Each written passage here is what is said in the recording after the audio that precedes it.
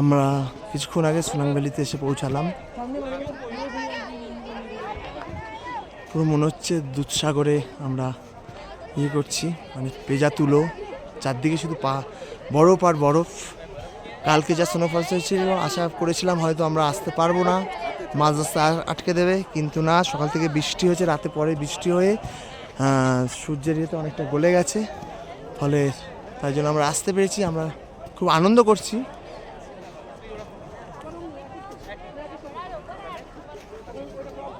এই আমাদের সব পার্টনাররা, সব হানিমুন কাপেলরা সব ফটো তুলছে,